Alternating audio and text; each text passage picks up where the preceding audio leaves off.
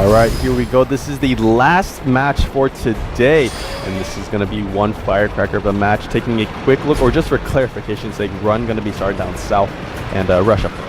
Yeah, as the blue team, and look at that, an extremely versatile tank selection coming from both teams. Actually, it's exactly the same. Oh, wow. As a matter of fact. So a pair of T-32s each, a pair of T-69s each, and an aiming 1390 each. So exactly mirrored tank selection here coming from both teams. And I really like this lineup coming from both teams. I feel like this is actually my favorite lineup on Mines, just due to the fact that with this lineup, pretty much you can go for anything on the map. You can go for the hill, you can go for the east, you can go for the west, you can do anything. You have snipers, you have frontline tanks, you have mobile elite light tanks. So really a lot of things you can do with this tank setup. And early on we can see both teams actually going for this hilltop right now. And it's going to be really evenly matched just due to the fact that they have the exact same tanks. So no matter what they do, they're just going to be evenly matched on all fronts. I'm kind of slightly a trifle disappointed that Rush did not send at least Johnny B. Good to the West Isle. So I'm kind of questioning the efficiency of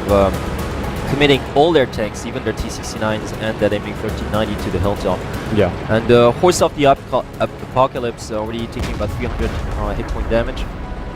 Yeah, so early on, it was a slight shot advantage. Slight advantage going to Run, but I mean not too much right now. Yeah, oh, it's just a shot. Yeah, definitely. So some more trade going on, but no shots landing just yet. Apocalypse, yeah, about 1,200 health, so about 300 damage taken out from him.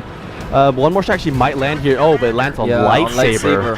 So Sengoku here just dealing the pair of T-32s one shot each, and they both lost about 300, a little over 300.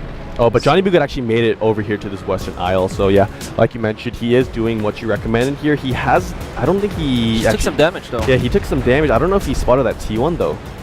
If he spotted that T1, he didn't.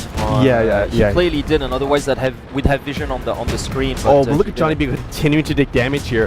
Yeah, he's down to 580 health, and the other members of Rush right now, they really want to go for this push, but I mean the defense coming out from Run is just so solid right now that they're not really allowing not those suffering, tanks to push. No, they're really not suffering a lot of damage. They're not taking a lot of hits.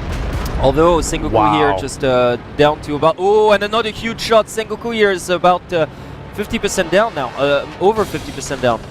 So that might just turn the time just a wee bit, as long as Johnny B. Good's like kind of careful. Oh, but Johnny B. Good, 60 health there. You can't see it in your map, but he is down to 60 health. He gets taken down. That's like really gonna force. Wow. It's gonna force Rush to just go for it at this point. Yeah, they gotta move in now. I mean, unless they want to continue this poke, which they will eventually lose because they are not only outnumbered, but they have taken a little bit more damage than their counterparts here. So Sengoku is relatively low, but at the same time he's very well protected. So it's not like they can charge in and take him out. They could, but they would lose tanks in the process if they did so. So definitely a huge advantage now going for the Run side. Yeah. Definitely so. I mean, and they're actually going for a flank as well with the Scyther to the eastern front of the hilltop. Look at that. The Scyther is just right next to those tanks. You know, he's probably going to take the elevation with his 1390 to try to get some shots. Yeah, exactly, like from that window, from that balcony. And look at that lightsaber now down to 600. It looks really grim now for the Rush players. Yeah, definitely. So I really like this play coming out from Run, really counteracting that Western Isle push from coming out from Rush. There, Rush, you know, they really wanted to have control of that, but Run was just completely every single one of them is taking damage. Marvel Steed, lightsaber, Rumel there. Look at that lightsaber down to 323. One more shot could do him out too. Yeah, definitely. So I mean. And the Scyther is still on his balcony. He's still taking no damage. I mean, he did take a hit just right now, but he's still inflicting a lot on Marvel Steed as well. I mean, look at that. Marvel Steed down to 600 now, although he's got the heavy tank. Yeah. I mean, the T-69. Oh, sorry. Definitely. If Rush want to do something, if they want to have any chance of coming back in this, they got to do something right now before they take even more damage. Right now, if they just continue this, they're gonna get taken down so low that really they finally understood that one shot. They finally understood that the Scyther had to be removed from his balcony, and so they have. Actually, it's just they split their forces west and east of the hilltop area, and they just took out the T1, which means that the tier 4 advantage is now nullified. Oh no, but it's about to change it once again. Yeah, Remember lightsaber, yeah. Lightsaber is one shot away from dying, and you know what? Their only hope right now is to contain the enemy without suffering any T1 losses. They gotta regroup. Yeah, definitely. So It's they their are going to only go in. chance. They're yeah, gonna exactly. Go in, They have to go in because they need the advantage, and they're gonna try to take Lightsaber out right here.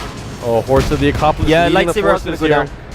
The Scyther's lining up for the shot right now. Lightsaber's probably gonna go down. Yeah, there you go. He gets down, but Hedge is no HLCH is probably gonna go down here too. Oh, but they took out another. They took out Johnny Be Good right there. Yeah, it's no, it's over. game over. It's over. Yeah.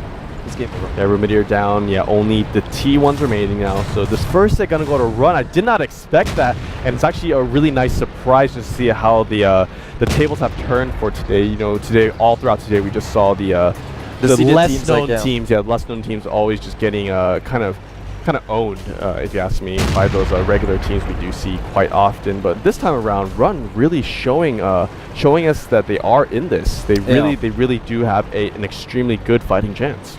In terms of execution, they were clearly on top of their opponents. Like especially the way Johnny Be Good was taken down was rather lame. I don't think he realized there was a T1 on him. Yeah. No, I really don't think he spotted. He was like, okay, I'm hidden. How the hell am I getting shot out there? Pretty much. I think that was going on in his mind, and he didn't fully realize that there was a T1 spotted to the northern tip of the South Island that was completely revealing his position.